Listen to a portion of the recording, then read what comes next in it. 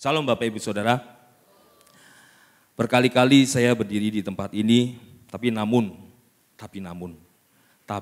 lagi, tetap aja masih deg-degan. Oleh sebab itu, ketika mulai mau khotbah atau menerima jadwal, itu saya selalu berdoa kepada Tuhan, persiapkan saya Tuhan. Engkau tahu Tuhan, anakmu seperti apa. Dan saya katakan di depan kaca, saya bilang, engkau diciptakan unik. Tuhan mengasihimu. Kalau Tuhan memilihmu, Tuhan sendiri akan menguatkanmu. Tuhan sendiri akan membimbingmu. Tuhan sendiri akan menuntunmu. Tuhan juga yang memberikan kuasa itu kepadamu. Saya perkatakan itu bukan cuma sekali, dua kali di depan kaca, tapi berkali-kali. Supaya saya semakin hari semakin yakin. Ya Tuhan, ya Tuhan. Oleh sebab itu judulnya pada saat ini, kuasa perkataan. Contoh-contoh gambarnya banyak ya Bapak Ibu Saudara. Tapi kita akan buka Amsal 18 ayat 20. Sudah dapat Bapak Ibu Saudara? Oke, kita baca sama-sama. 1, 2, 3. Perut orang dikenyangkan oleh hasil mulutnya. Ia dikenyangkan oleh hasil bibirnya. Ayat 21. Hidup dan mati dikuasai lidah. Siapa suka menggemakannya akan memakan buahnya. Amin. Hidup dan mati dikuasai lidah. Siapa yang suka menggemakannya akan memakan buahnya. Pada awalnya Allah menciptakan bumi ini, seluruh alam semesta ini dengan berfirman. Dan segala sesuatu yang Tuhan ciptakan itu baik dan sangat baik. Ketika manusia diciptakan itu juga sangat baik. Amin. Tapi ketika manusia jatuh dalam dosa, semua itu mulai berkurang. Bukan Tuhan yang berkurang. Tapi manusia itu mulai berkurang umurnya, manusia itu tidak kekal lagi karena dosa. Oleh sebab itu Bapak Ibu Saudara, Tuhan telah menciptakan kita itu indah. Tapi kalau karena dosa kita itu mulai berkurang. Pada awalnya iblis itu indah. Dia sangat indah di hadapan Tuhan. Tapi ketika dia mengambil keputusan untuk menyombongkan diri, untuk menyamakan dengan Allah, akhirnya dia jatuh dalam dosa dan dibuang ke dunia ini, ke bumi ini. Dan ketika iblis jatuh, iblis itu tidak diam saja, tapi iblis mau apa yang menjadi kesayangan Tuhan, yaitu kita semua. Kalau pada awalnya adalah Adam dan Hawa, iblis tidak mau supaya mereka juga masuk dalam apa yang Tuhan tujukan, dalam kekekalan. Iblis mencoba dan terus mencoba untuk bisa menipu daya Adam dan Hawa. Iblis mencoba untuk menipu daya kita semua, anak-anak Tuhan, dengan perkataannya, dengan segala bujukannya, supaya kita tidak masuk dalam apa yang menjadi tujuan Tuhan dalam kehidupan kita. Kuasa Tuhan yang Tuhan berikan kepada iblis, ketika iblis jatuh, itu tidak diambil begitu saja. Tidak diambil, tidak dikurangi. Oleh sebab itu iblis tetap berkuasa. Iblis tetap memiliki kuasa. Benar enggak Bapak Ibu Saudara? Iblis tetap memiliki kuasa dan iblis tidak mau tinggal diam. Saya enggak mau dong masuk dalam neraka jahanam katanya. Saya enggak mau sendiri. Saya mau tarik anak-anak Tuhan. Saya mau menggagalkan rencana Tuhan. Oleh sebab itu dia terus membujuk dengan perkataan-perkataannya kepada anak-anaknya. Membujuk kita dalam pikiran kita, dalam hati kita. Iblis tidak tahu apa yang kita pikirkan, iblis tidak tahu apa yang dalam hati kita. Oleh sebab itu dia tahu nih, oh ini kelemahannya ini, dia sukanya ini. Dia coba bujuk-bujuk, sudahlah gak apa-apa. Mungkin gak secara langsung ya, kalau secara langsung Bapak Ibu Saudara mungkin takut langsung, wah. Tapi dalam pikiran kita, bujukannya. Kuasa Tuhan yang Tuhan berikan kepada Anda dan saya, itu tetap ada juga. Tadi kita dengarkan oleh Dr. Paul sempat dikatakan, dalam mulut kita ini ada kuasa, ada dua kuasa. Bisa kuasa kehidupan atau kematian. Dalam perkataan kita ini ada kuasa, seperti Tuhan memberikan kuasa itu kepada Adam dan Hawa. Kuasa kehidupan atau kuasa kematian. Pilihan ada di tangan Anda. The choice is yours. Tapi benar, pilihan ada di tangan kita. Apakah kita memilih kuasa kehidupan yang kita perkatakan atau kuasa kematian? Saya nggak usah ngomongin kuasa kematian, Bapak Ibu Saudara pasti sudah tahu. Apalah itulah. Sumpah serapah, kutuk segala kutuk. Manusia lebih banyak memilih. Hati kita lebih condong kepada kuasa yang satunya. Kalau kita tidak tinggal dalam Tuhan, kita akan lebih condong memilih kuasa kematian itu. Kita dikatakan dalam kitab kita dikatakan adalah imamat yang rajani, umat kepunyaan Allah. Artinya ada kuasa, kalau nama yang berkuasa itu disematkan pada kita. Imamat yang rajani, kepunyaan Allah. Kalau kita disematkan itu pada diri kita, ada kuasa.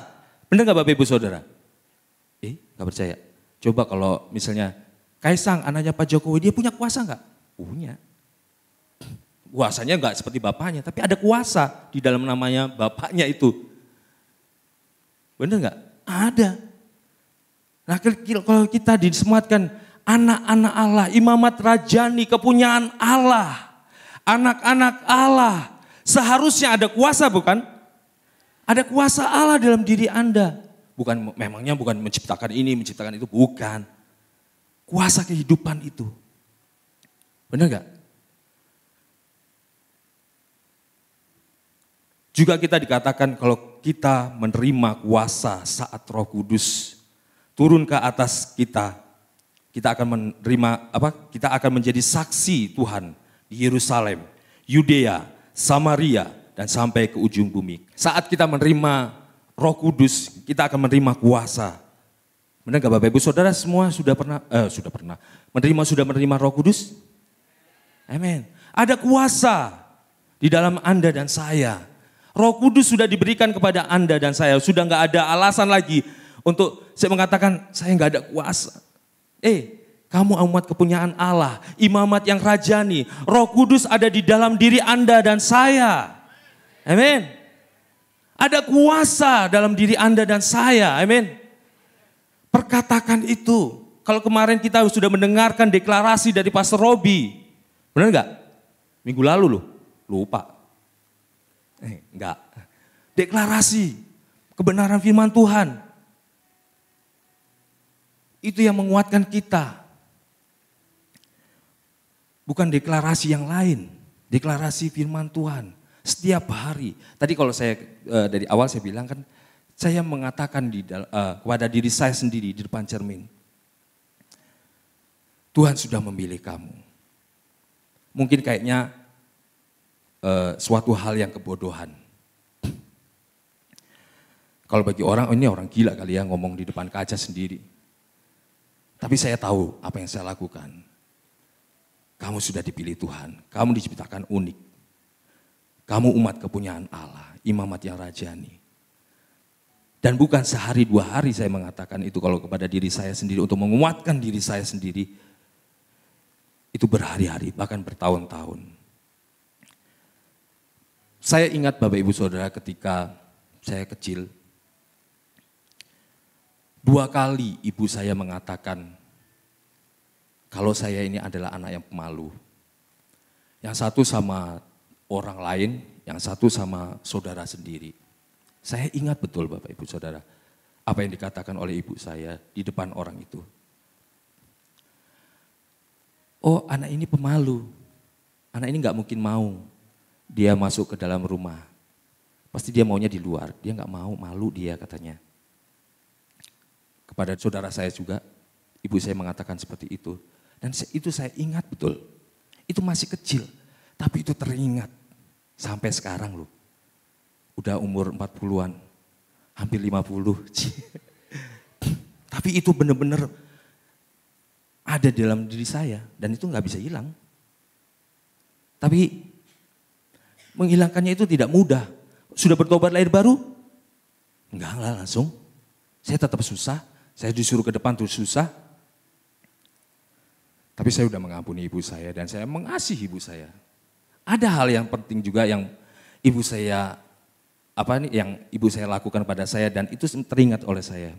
Setiap hari Minggu dia akan menyuruh saya ke gereja.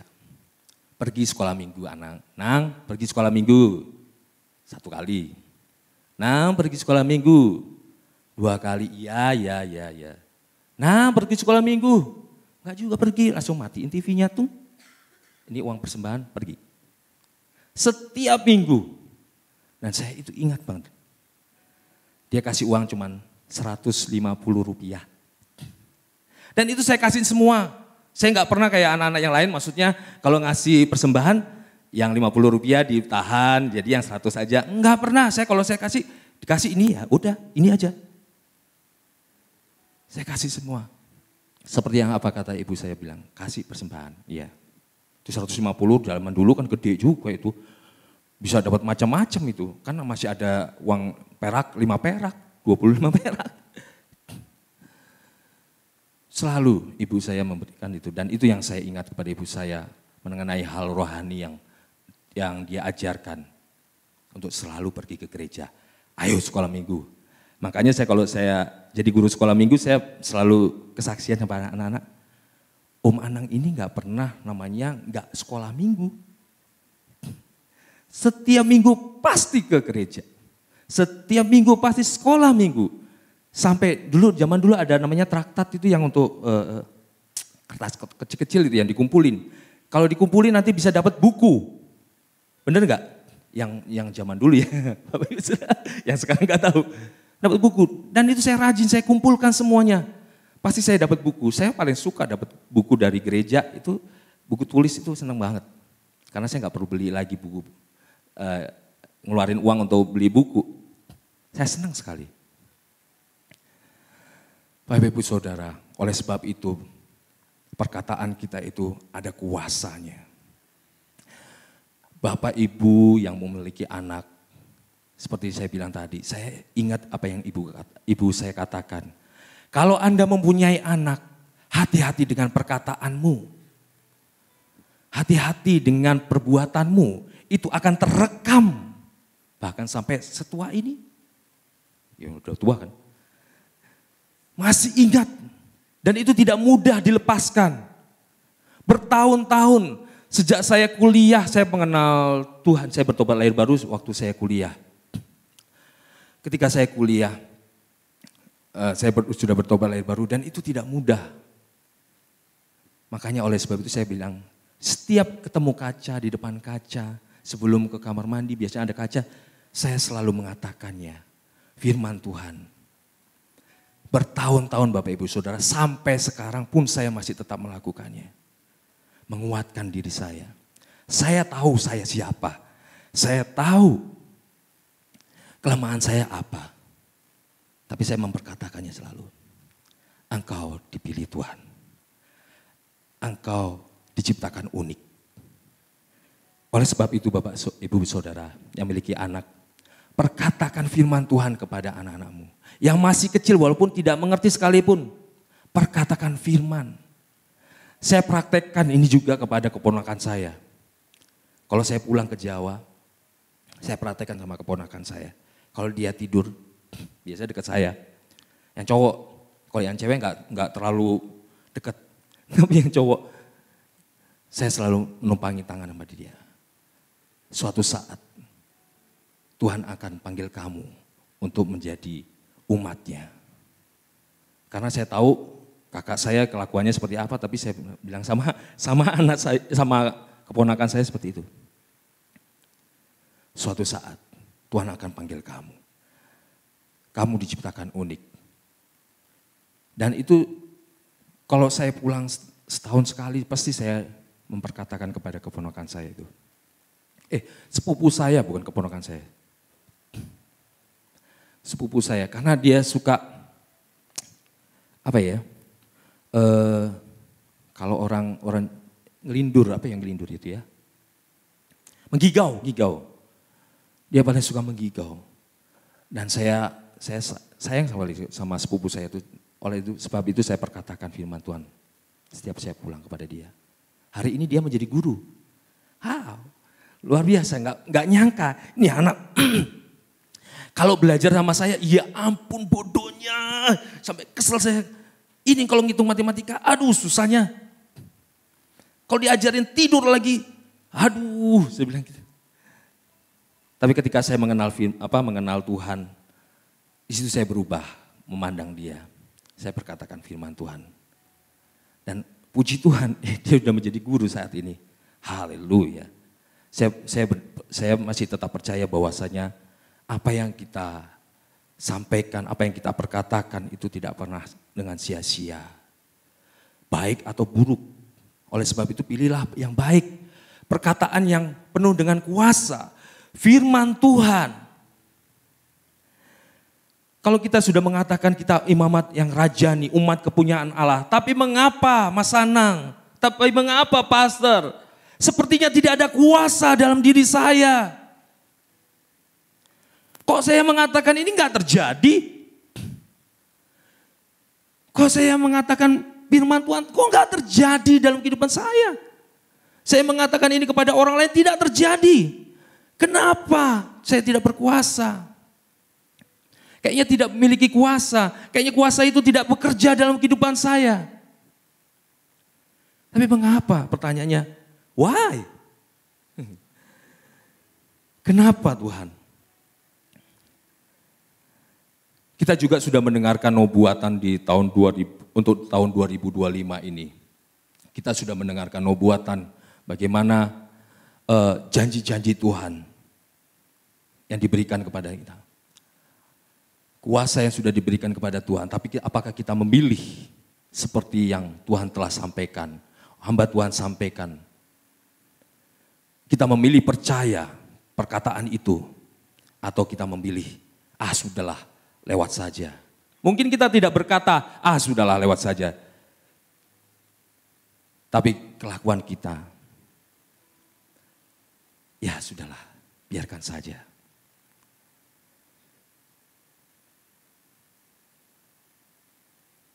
Karena ada kuasa dalam lidah Anda dan saya. Ada kuasa di dalam mulut kita. Ada kuasa dalam perkataan kita. Oleh sebab itu Bapak Ibu Saudara, pakai mulut Anda dan saya, pakai lidah ini untuk kebaikan, untuk membangkitkan kuasa kehidupan itu kepada diri Anda, seperti saya katakan, pada diri Anda sendiri dan kepada orang lain. Kepada anak-anak saudara, kepada tetangga saudara. Apapun yang terjadi dalam kehidupan Anda dan saya, jangan pernah menyerah untuk memperkatakan kehidupan kepada orang lain. Kehidupan kepada Anda sendiri. Saya tidak bisa Tuhan. Saya tidak mungkin bisa Tuhan. Saya tidak mungkin bisa lulus Tuhan. Engkau tahu Tuhan, saya gak pandai. Saya gak menguasai ini Tuhan. Tapi ketika Anda mulai tunduk kepada Allah. Anda berdoa dan merendahkan diri. Tuhan baru bisa bicara, kamu sanggup. Kamu sanggup.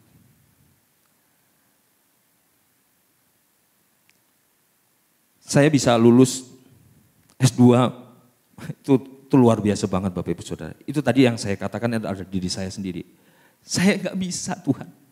Saya nggak bisa lulus Tuhan. Orang bahasa Inggris saya belepotan. Saya nggak bisa SPSS Tuhan, saya nggak bisa menguasai. Mungkin saya nggak ngomong secara gitu ya, tapi ya dalam hati saya seperti itu. Tapi ketika saya merendahkan diri, seperti yang hamba Tuhan katakan, jangan sombong. Jangan sombong dirimu. Sombong karena gak bisaan. Kadang-kadang kita sombong cuma meninggikan diri bisa gini. Tapi sombong karena ketidakbisaan, karena kita mengandalkan diri kita sendiri. Karena kita melihat diri kita, ya gak bisa gitu. Seperti bangsa Israel. Kita ini seperti belalang aja. Gak mungkin menang saya kita menghadapi umat orang-orang enak di sana. Mengecilkan diri. Mungkin seperti saya bilang, mungkin perkataan kita tidak seperti saya bilang, saya tidak bisa Tuhan, tapi dalam hati saya tidak bisa Tuhan. Tapi waktu kita merendahkan diri, waktu saya merendahkan diri, Tuhan bisa bicara. Engkau pasti lulus. Wow, dan saya di situ benar-benar, ya saya pasti lulus. Dan waktu saya menerima apa yang Tuhan katakan, saya pasti lulus, di situ mulai terbuka hati dan pikiran saya. Ketika orang mengajari dan saya bisa menerima, gampang sekali. Ternyata gampang ya. Cuman begini-begini saja, gampang. Karena tertutup tadi itu. Kalau kita kemarin saya bahas topeng-topeng hati, karena tertutup ketidakbisaan sendiri. Karena melihat gambaran diri sendiri yang salah. Tuhan gak bisa bicara. Tapi kalau kita membuka diri kita kepada Tuhan, merendahkan diri, Tuhan akan berbicara. Amin.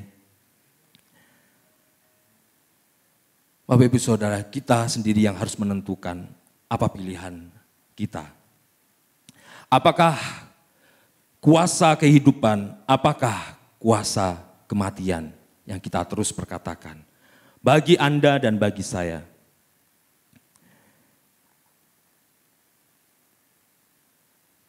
Kita tahu bahwa apa yang banyak kita katakan itu sumbernya dari perkataan, apa yang keluar dari perkataan kita, apa yang keluar dari mulut kita itu sumbernya dari hati. Apa yang keluar dari mulut kita itu sumbernya dari hati. Makanya tadi kenapa kita sepertinya tidak berkuasa. Karena hati kita tidak percaya.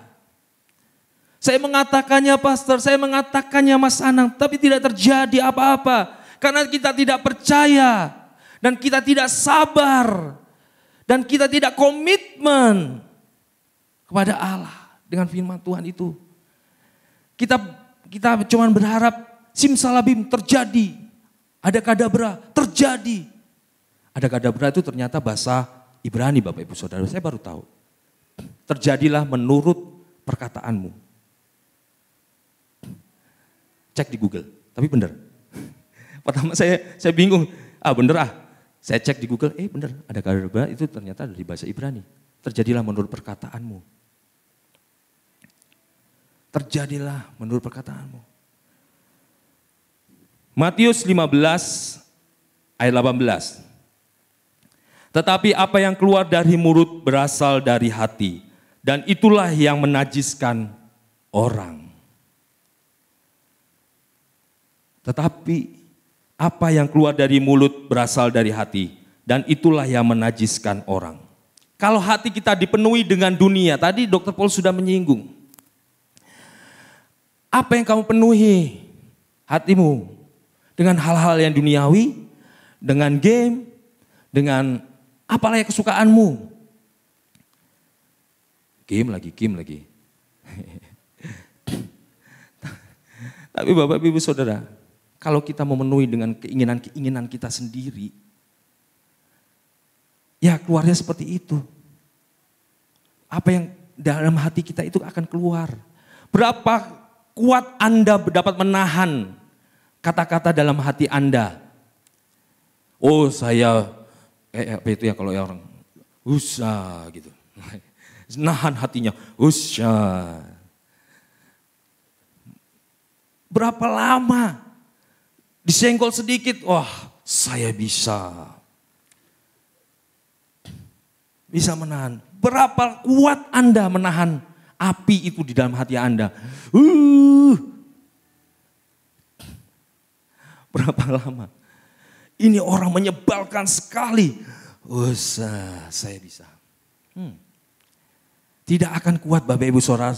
Suatu hari kalau kita isi terus dengan kebencian, kedengkian, hal-hal duniawi. Suatu hari akan meledak dan Anda dan saya tidak akan pernah tahu kapan waktunya itu meledak.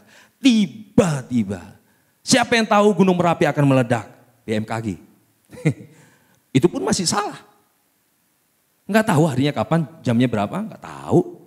Detik keberapa, enggak tahu. Kita enggak akan tahu.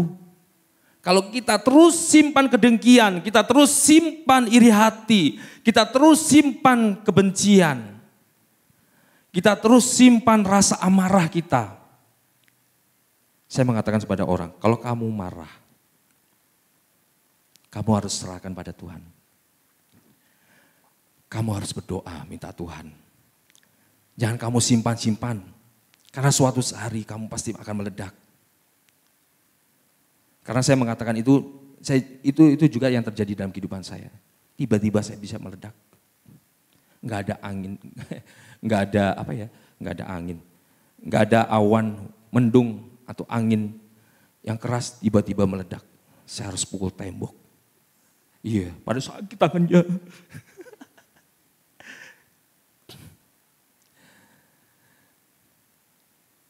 Suatu saat akan meledak kalau kita simpan kebusukan itu. Fermentasi, ya, ini mulai kembali ke dunianya. Fermentasi akan terus mengembang dalam diri kita. Hal-hal yang busuk itu akan menjadi, iya benar loh, sampah itu di dalam, kalau kita simpan terus akan fermentasi. Coba aja kalau nggak percaya Bapak Ibu Saudara, masukin kaleng sampah-sampah itu. Pasti tiba-tiba meledak aja. Ada waktunya. Dan Anda tidak akan tahu. Hal-hal yang busuk kalau dalam diri kita. Tiba-tiba meledak. Hamba Tuhan kok bisa mengatakan ini sih, kok bisa? Kebun binatang. Kok bisa? Karena disimpan. Meledak akhirnya. Kalau hati kita tidak dipenuhi firman, percayalah, pasti yang keluar akan hal-hal yang menghancurkan. Masih panjang ini. Saya akan, kemungkinan besar saya akan bagi 2 bagian ini. Karena masih panjang ternyata, wow. Kalau kita memilih terus jauh dari Tuhan, kita tidak akan pernah kuat Bapak Ibu Saudara. Kalau mungkin kita tidak berkata, saya menjauh dari Tuhan. Tapi sekali lagi, kelakuan Anda dan saya itu menyatakan kalau kita sedang menjauh dari Tuhan.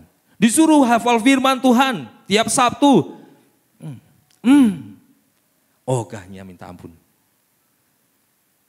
Zakaria 4 ayat 6.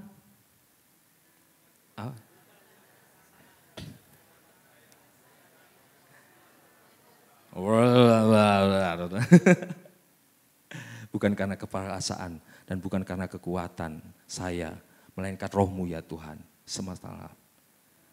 Yesaya 54 ayat 17. Setiap senjata dan setiap orang yang melontarkan tuduhan dalam pengadilan akan saya buktikan salah. Inilah warisan saya sebagai dan amin. Itu sebenarnya ayat hafalan yang lama, tapi itu baik sekali Bapak Ibu Saudara. Firman itu yang akan meneguhkan kita, akan menguatkan kita. Firman itu adalah senjata kita. Benar enggak? Apapun keadaan Anda, kalau Anda selalu siap sedia dengan firman Tuhan, Anda akan bisa melawannya. Tunduklah kepada Allah dan lawanlah iblis. Kalau gak ada senjatanya, dengan apa? Iblis pakai firman Tuhan, lebih tahu daripada Anda dan saya, lebih hafal dari Anda dan saya. Kalau disuruh menghafal kita susahnya minta ampun. Nggak mau. Saya bukan orang yang gampang menghafal Bapak Ibu Saudara. Makanya oleh sebab itu saya selalu perkatakan tadi itu. Ada satu lagi. Saya suka sekali dengan siapa itu wakil menteri pendidikan yang profesor yang perempuan itu? Oh, Stella Christy. Kalau Anda menghafal cuman dikatakan saja sendiri, itu gampang hilang katanya. Tapi kalau Anda mengatakannya kepada orang lain, memperkatakannya dengan orang lain, itu Anda akan hafal. Apalagi kalau Anda menulisnya, Anda akan ingat, bahkan itu lama sekali. Makanya saya bilang sama anak-anak muda, tulis. Kamu disuruh nulis 1000 kali sama Dr. Paul, mengucap syukur. Kamu pasti hafal ayat itu. Iya, benar. Kamu pasti hafal ayat itu. Dan kamu akan hafal. Dan kamu akan ingat, oh iya karena kesalahan saya jadi hafal. Wah, terima kasih Dr. Paul. Terima kasih kakak rohani kita. Ya. Bicara mengenai tentang lidah, kita akan buka Yakobus 3 sampai 12. Ini aja yang terakhir. Yakobus 3 ayat 3. Kita baca, saya aja yang baca karena cepat ini. Kita mengenakan kekang pada mulut kuda sehingga ia menuruti kehendak kita. Dengan jalan demikian kita dapat mengendalikan seluruh tubuhnya. Ayat 4. Dan lihat saja kapal-kapal walaupun amat besar dan digerakkan oleh angin keras, namun dapat dikendalikan oleh kemudi yang amat kecil menurut kehendak jurumudi. 5. Demikian juga lidah walaupun suatu anggota kecil dari tubuh namun dapat memegahkan perkara-perkara yang besar. Lihatlah betapapun kecilnya api, ia dapat membakar hutan yang besar. 6. Lidah pun adalah api, ia merupakan suatu dunia kejahatan dan mengambil tempat di antara anggota-anggota tubuh kita sebagai suatu dapat menodai seluruh tubuh dan menyalakan roda kehidupan. Sedang ia sendiri dinyalakan oleh api neraka. Ayat 7. Semua jenis binatang liar, burung-burung, serta binatang-binatang menjalar dan binatang-binatang laut dapat dijinakkan oleh dan telah dijinakkan oleh sifat manusia. Ayat 8. Tetapi tidak seorang pun yang berkuasa menjinakkan lidah. Ia adalah suatu yang buas, yang tak dan penuh racun yang mematikan. Ayat 9, dengan lidah kita memuji Tuhan Bapa kita dan dengan lidah kita mengutuk manusia yang diciptakan menurut rupa Allah. Ayat 10, dari mulut yang satu keluar berkat dan kutuk. Hal ini saudara-saudaraku tidak boleh demikian terjadi. Ayat 11, adakah sumber memancarkan air tawar dan air pahit dari mata air yang sama? Saudara-saudaraku, adakah pohon ara dapat menghasilkan buah zaitun, dan adakah pokok anggur dapat menghasilkan buah ara? Demikian juga mata air asin tidak dapat mengeluarkan air tawar. Hati kita dipenuhi dengan apa Bapak Ibu Saudara? Dengan kebenciankah? Kekecewaankah? Keegoisian kita kah? Kesombongan kita kah? Atau iri, dengki? Atau semua hal-hal yang duniawi? Jangan salahkan lidahmu yang tak bertulang itu. Memang lidah tak bertulang. Ada lagunya. Tapi sebenarnya ada tulangnya, namanya tulang rawan. Jangan salahkan lidahmu. Jangan salahkan mulutmu kalau Anda dan saya sudah terlanjur mengatakan hal-hal yang salah. Jangan salahkan, maafkan. Gampang sekali kita minta maaf. Gampang sekali kita minta maaf kepada orang yang telah kita hina. Tapi tahu nggak tadi seperti yang saya katakan, itu akan nyantol seumur hidupnya. Akan tersangkut seumur hidupnya. Apalagi kepada anak-anak Anda. Perkatakan yang benar. Ada kuasa dalam perkataan Anda dan saya. kuasa kehidupan atau kuasa kematian. Itu akan keluar kalau hati kita dipenuhi yang mana. Dengan firman Tuhan keluar akan kehidupan. Dipenuhi dengan duniawi, keluar kematian. Tentukan pilihan Anda. Tapi benar, tentukan Anda yang harus menentukannya. Adakah sumber dari mata air yang sama, keluar yang air asin atau air tawar? Nggak bisa. Nggak bisa dua-duanya. Satu, air payo Mas Anang, nggak bisa. Itu tetap satu sumber. Sumbernya air tawar atau air asin. Itu kalau gabung jadi satu jadi air payo. Nggak enak air payo itu Bapak Ibu Saudara. Anda mandi juga pakai air payo nggak enak. Karena saya pernah tinggal di pantai itu selama seminggu. Aduh menderita saya. Mau mandi, cuci, itu semua susah. Mau minum juga susah, airnya rasanya nggak enak. Air tawar itu enak banget. Tapi benar Bapak Ibu Saudara, tidak bisa kita mengatakan hal yang kehidupan, tapi juga kita mengatakan hal kematian. Itu tergantung Anda dan saya memilih firman Tuhan atau duniawi. Pilihan ada di tangan Anda. Saya kasih satu aja lagi. Kenapa sepertinya kita tidak ada kuasa? Sepertinya kuasa itu tidak bekerja dalam kehidupan Anda dan saya. Kita lihat dari beberapa contoh, Bapak Ibu Saudara. Contoh apa ini? Contoh kata-kata yang penuh dengan kuasa. Kita lihat dari Alkitab itu contohnya misalnya 12 pengintai. Tadi yang saya sempat singgung. Dia mengatakan 12 pengintai itu dia mengatakan bangsa yang diam di negeri. Bilangan 13 ayat 28.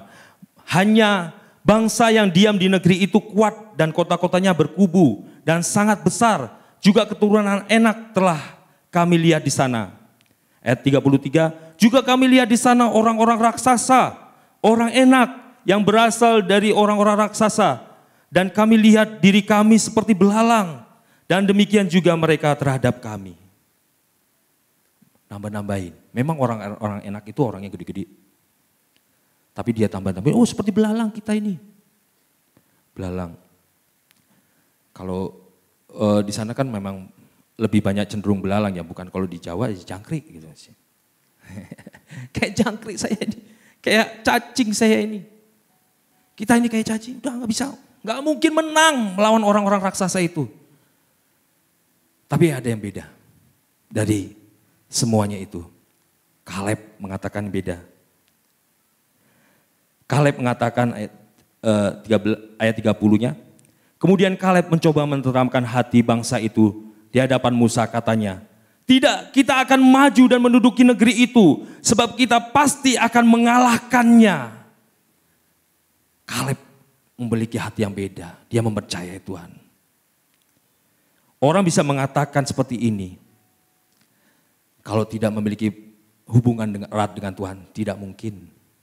Anda dan saya tidak akan bisa mengatakan firman Tuhan kalau Anda dan saya tidak memiliki hubungan yang erat dengan Tuhan. Anda tidak pernah baca firman, mana ada senjata Anda. Anda tidak pernah menghafal firman, mana ada senjata Anda. Tidak mungkin. Tiba-tiba jeblok, jadi nggak akan. Kita baca firman, kita mengerti, kita rendahkan hati, kita selaraskan dengan firman. Kalau Anda mendengarkan DE kemarin, kita harus selaraskan dengan firman. Bukan firman itu yang menyelaraskan kita yang harus menyelaraskan dengan firman.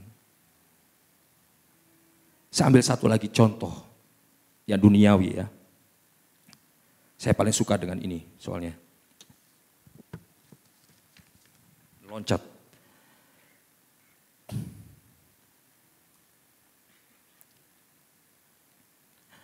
Saya ambil dari pidatonya Bung Tomo. Saudara-saudara, rakyat Surabaya, siaplah. Kita tunjukkan bahwa kita ini adalah benar-benar orang yang ingin merdeka. Lebih baik kita hancur lebur daripada tidak merdeka. Semboyan kita tetap merdeka atau mati. Pidato ini yang bakar semangat arek-arek Surabaya, anak-anak Surabaya, orang-orang yang tinggal di Surabaya. Ada Yong Salebes, ada Yong Ambon di sana, ada orang Papua di sana, ada orang Sumatera di sana. Semua bersatu untuk melawan penjajah. Semboyan kita tetap sama, merdeka atau mati. Dan itu yang membakar hati orang-orang Surabaya pada saat itu. Pertahankan kemerdekaan Anda dalam Tuhan. Jangan diambil oleh iblis. Jangan diambil alih oleh iblis. Mulut Anda dan saya jangan diambil oleh iblis. Tuhan sudah memerdekakan. Tuhan sudah memberikan kuasa itu. Tuhan sudah memberikan Roh Kudus dalam diri Anda dan saya. Jangan biarkan Roh Kudus itu tidur. Jangan biarkan Yesus tidur dalam diri Anda dan saya. Tapi perkatakan itu terus. Siang dan malam, waktu Anda tidur, waktu Anda terjaga. Siang dan malam dan kemanapun Anda pergi. Jangan lupakan firman Tuhan. Jangan tinggalkan Alkitabmu di lemari yang tinggi dan pergi begitu saja. Tetaplah dalam firman Tuhan. Amin. Mari saya undang Bapak Ibu Saudara untuk berdiri.